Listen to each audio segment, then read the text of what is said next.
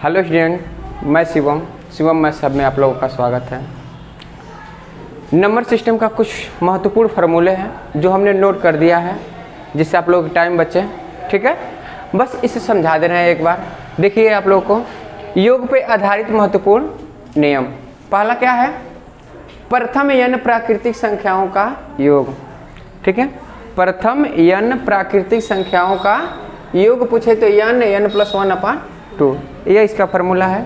ठीक, प्रथम n यह प्राकृतिक संख्या है। प्राकृतिक संख्या 1 2 3 4 जो क्रम से है उसे कहेंगे तो n + 1/2 हो गया। अब यह कहे प्रथम n सम प्राकृतिक, क्या होता है? सम प्राकृतिक संख्याओं का योग पूछे तो n + 1। यदि विषम पूछे, क्या पूछे? प्रथम n विषम प्राकृतिक संख्याओं का योग तो n²। ठीक है, ये तीनों सिंपल है, आराम से याद हो सकता है। पहला क्या? देखिए, प्राकृतिक संख्याओं का योग क्या है? n + 1/2। सम संख्याओं का योग, प्रथम n प्राकृतिक सम संख्याओं का योग n + 1, और विषम संख्याओं का प्रथम प्राकृतिक विषम संख्याओं का योग n²। ये तीनों सिंपल हो गया, तैयार हो गया। अब इसके बाद देखिए, यह प्रथम n प्राकृतिक संख्याओं के वर्गों का योग, क्या कहे? वर्गों का योग। जब भी वर्गों का योग कहे तो n + 1 2n + 1/6, ये हो गया। इसके बाद से वर्ग के बाद घन, प्राकृतिक n संख्याओं के घनों का योग तो n कोष्ठ में n + 1/2 पूरे का वर्ग। ठीक, जब घन कर निकालने के लिए कहे तो क्या करेंगे? प्राकृतिक n संख्याओं का योग को वर्ग कर देंगे तो घन निकल जाएगा। समझ में आ रहा है? देखिए फार्मूला यही है, n + 1/2, इसी का हम क्या कर देंगे? वर्ग कर देंगे तो हमारा क्या निकल जाएगा? घन निकल जाएगा। क्लियर इतना?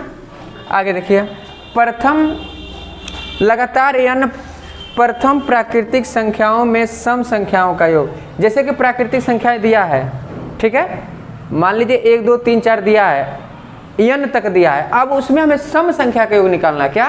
केवल सम, जैसे 2 4 6 n तक निकालना हो तो n/2 + 1। ठीक है, अब यह है प्रथम n p के गुणजों का योगफल। जैसे नहीं कहता है 3 से भाज्य 5 भाज्य संख्याएं अभाज्य संख्याएं, उसका योगफल निकालना हो तो क्या होगा? Pn n + 1/2। जितने कंसेप्ट लिखवा है सभी पे एक अभी सवाल कराएंगे, एक एक दो सभी पे कराएंगे कि आप लोग को अच्छे से क्लियर हो जाए। आगे देखिए, कह रहा है 2 लगातार संख्याओं के वर्गों का अंतर। जैसे कि कह रहा है 2 लगातार संख्याएं हैं, मान लीजिए पहला x है, ठीक है, लगातार ही होगा, दूसरा x + 1। अरे 1 के बाद 2, 1 मानेंगे पहला संख्या, दूसरा क्या मानेंगे? लगातार 2। तो मान लिया x माने तो एक फिर इसमें भी बढ़ेगा ना। 1 में जैसे एक y ऐड किया, 2 हुआ है, तो ऐसे x में 1 एक ऐड कर देते x + 1। क्लियर हो रहा है? कर है 2 क्रमागत संख्याओं के वर्गों का अंतर, इसका क्या कर दें? वर्ग करके और अंतर। एक विषम संख्या होती है, जो भी हमारा मान आएगा इन दोनों का अंतर क्या आएगा? विषम संख्या आएगा। ठीक है, और क्या कर रहा है? देखिए बाबू, विषम जो दोनों संख्याओं के योग के बराबर, कहने का मतलब यह है x और x + 1 के योग के बराबर होती है, वही विषम संख्या होती है। क्लियर? तो इतना ये नियम हो गया। नियम आप लोग नोट कर लीजिए। ठीक, देखिए इस पे क्वेश्चन कैसे पूछता है, ऐसे पूछता है, कह दिया प्रथम 25 विषम संख्याओं का योग, और ऑप्शन हमारा क्या दे दिया? ये 4 ऑप्शन दे दिया। ठीक है, अब इसमें निकालने के लिए सूत्र अभी क्या पढ़ा है? प्रथम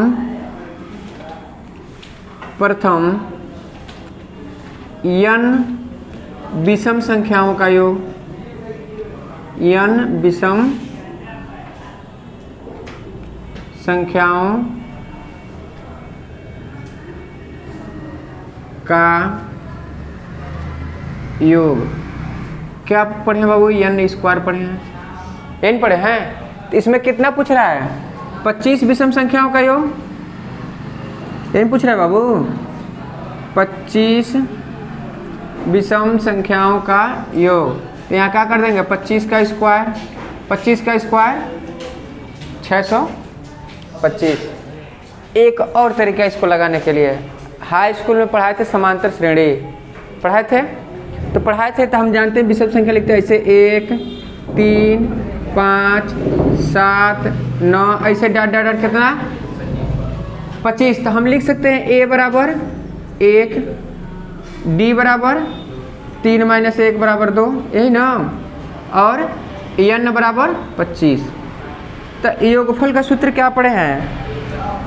योगफल का सूत्र यही पढ़े हैं, यस n बराबर n अपान 2a plus n minus 1 into n पढ़े बाबू फार्मूला।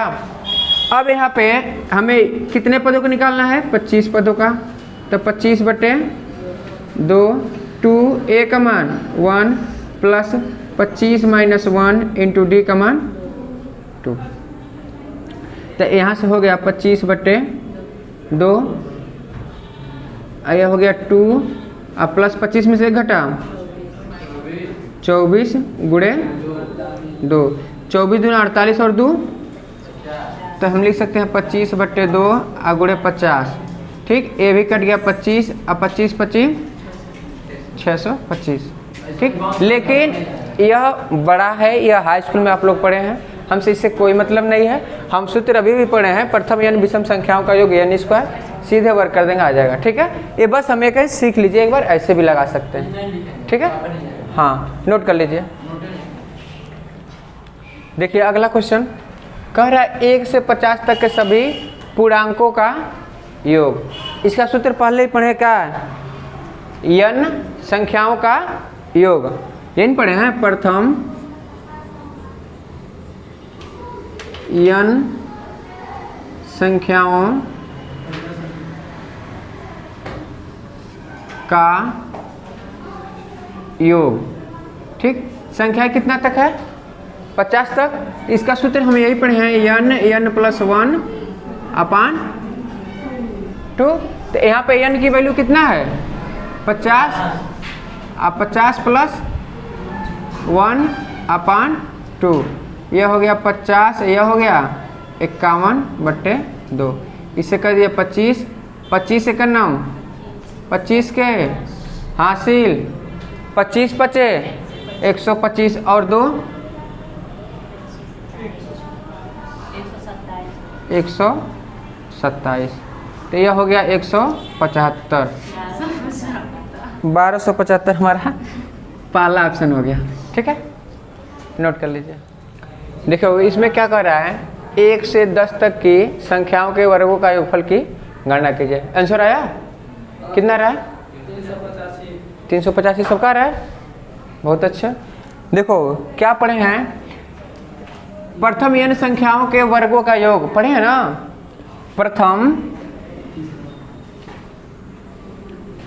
n प्राकृतिक संख्याओं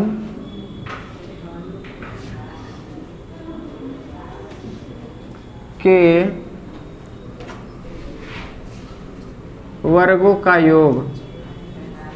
वर्गों का योग का सूत्र क्या पढ़े बाबू? n प्लस 1 2n प्लस 1 अपान 6, n फार्मूला है। n का मान कितना दिया है? 10, तो हम n की जगह पर रख दिया 10 और यह 11 और 10 दूना 20 और 1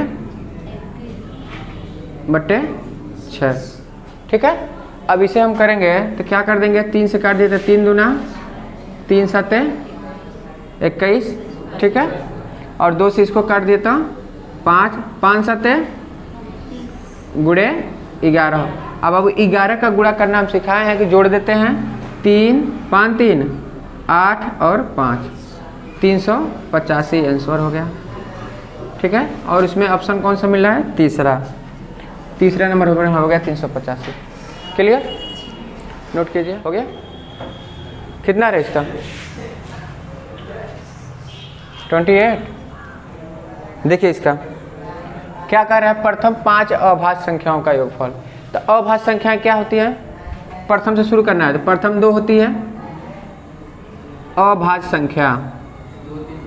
अभाज्य संख्या क्या होती है? 2 3 5 7 और सब देखिए अभाज्य संख्या है, 5 ही करे इसलिए 5 ही लिखे हैं। और इन सबको जोड़ लीजिए, ठीक। 5 और 10 16 और 3 19 और 7 26 और 2 28। और ऑप्शन नंबर हमारा कौन सा मिला? चौथा नंबर, ठीक। ऐसे छोटा छोटा क्वेश्चन बनेगा इससे। ये क्वेश्चन देखिए हमारा क्या है, 1 का वर्ग प्लस 3 का वर्ग प्लस 5 का वर्ग प्लस 7 का वर्ग प्लस डॉट डॉट डॉट 19 का वर्ग प्लस 21 का वर्ग का मान कितना होगा। इसका ऑप्शन छोड़िए, ऑप्शन सीख लीजिए। क्या कर रहा है, हम यह देख रहे हैं एक क्या है, सम है कि विषम है? विषम है। एक के बाद 3 भी विषम है, 5 भी विषम है, 7 भी, ऐसे सब विषम संख्याएं आ रही हैं कि नहीं? तो हम पढ़े हैं 1 से n तक विषम संख्याओं, विषम संख्या के वर्गों का योग, वर्गों का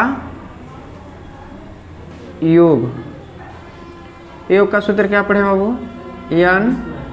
n प्लस 1 n प्लस 2 अपान 6, ठीक है। तो इसके लिए फार्मूला n का मान कितना दिया है? 21 प्लस 1 21 प्लस 2 अपान 6। बाबू 2n सम वाले में होता है, हाँ ये विषम वाला है। तो यह हो गया 21 गुणे 22 गुणे 23 बटे 6।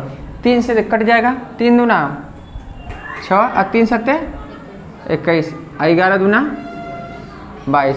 इसका गुणा कर दिए इसमें, तो 7 तिरिके 21, 7 दूना 14 2 161 गुणे 11, ठीक है। अब इसका गुणा करेंगे हम। 11 का गुणा करना सिखाए हैं, 1 है तो शुरू में 1 और लास्ट में 1 लिख लिए। अब गुणा कर लेंगे 6 1 और 6 1 1771 आंसर, ठीक है बाबू, नोट कर लीजिए। देखिए हमें क्या पढ़ना है, 3 के प्रथम 5 गुणजों का योगफल, यही ना। तो इसके लिए सूत्र हम क्या बताएं कि इसका अभिष्ट योगफल जब भी निकाल रहे गुणज के रूप में, अभिष्ट योगफल जब निकालना हो तो प्राकृतिक संख्याओं का योग लिख लेंगे n प्लस 1 अपान 2, और इसमें p का क्या करेंगे? मल्टीप्लाई कर देंगे। यही सिखाए हैं कि प्राकृतिक संख्याओं का योग लिख लेंगे और इसमें p का क्या कर लेंगे? गुणा कर लेंगे। अब यहाँ n कितना है? 5, ठीक। p कितना है? 3। यही है कह रहा है, सवाल में क्या कह रहा है, पर 3 के प्रथम 5 गुणजों का योगफल। तो p बराबर 3 हो गया, n बराबर 5। अब यहाँ पर रख दीजिए इस मान को। तो p का मान कितना है? 3, n का मान 5, 3 और 1 n का मान 5 है ना, 5 धन 1, 5 1 6।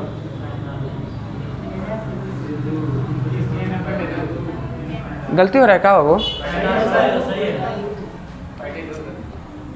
अच्छा हाँ, बटे 2, ठीक है। 3 गुणे 5 गुणे 6 बटे 2, 2 तिहाई 6, 9 5 45, ठीक है। 45 ही होगा, 45 ही होगा, ठीक है। अरे गलत हो गया। अब देखिए सूत्र वाला जितना था, जितना फार्मूला महत्वपूर्ण सूत्र पढ़ाए हैं सब पे क्वेश्चन बता दिए।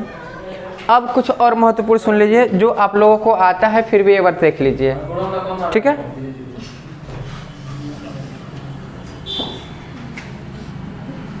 तुम्हें सही से नहीं पढ़ना है क्या? सही से पढ़ना है तो शोर नहीं, सुनो। क्या पहले कंसेप्ट पूछे, क्या सवाल पूछता है? क्रमागत संख्याएं। क्या पूछता है? मान लीजिए 1 2 क्रमागत संख्याएं, 3 क्रमागत संख्या, 4, ऐसे नहीं पूछता है। एक पूछता है क्रमागत सम संख्याएं, एक पूछता है क्रमागत, ये 3 पूछता है। तो हम मानते कैसे, ये सीख लेना है, ठीक है। फिर इस पे सवाल करेंगे। जैसे कह दिया ना 3 क्रमागत संख्याएं ज्ञात कीजिए। क्या? 3 क्रमागत प्राकृतिक संख्याएं ज्ञात कीजिए।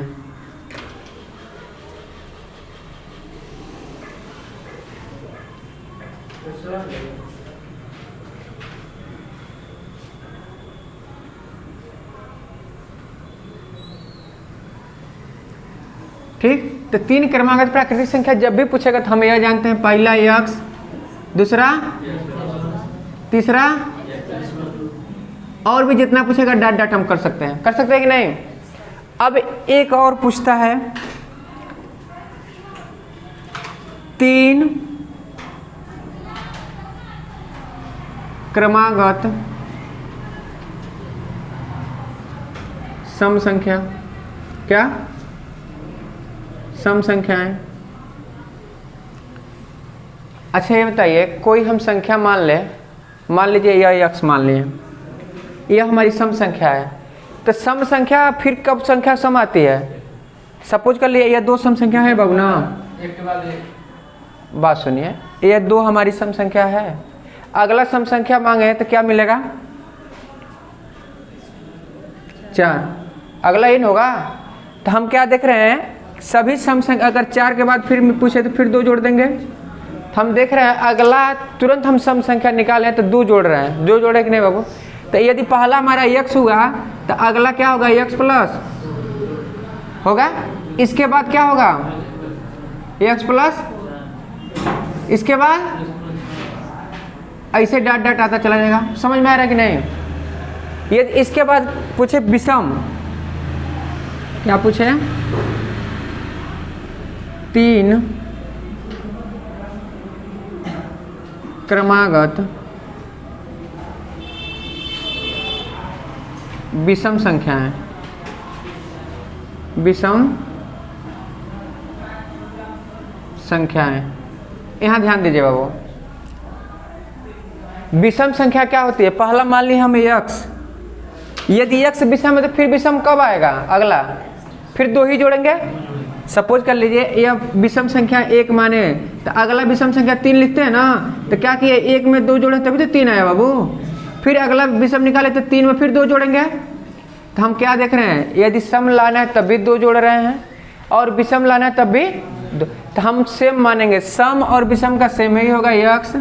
x plus 2, x plus 3, x plus 4। एक क्लियर हुआ कि नहीं? नहीं तो सम विषम में बहुत दिक्कत होता है, यार ये तो सम वाला है, विषम वाला नहीं होगा। लेकिन हम जानते हैं यदि विषम संख्या x है तो फिर उसमें भी 2 जोड़ेंगे तभी विषम आएगा। ठीक, तो इसलिए दोनों को सेम मानते हैं। यहाँ तक कोई दिक्कत? अब इस पे क्वेश्चन हम देखेंगे, इसे नोट कर लीजिए एक बार। डिस्टर्ब कहाँ है? ठीक, इसे साफ कर दें। अब देखिए इतना याद होना चाहिए सबको। हाँ बिल्कुल, अगले क्लास में पूछा जाएगा, फिर पढ़ाया जाएगा।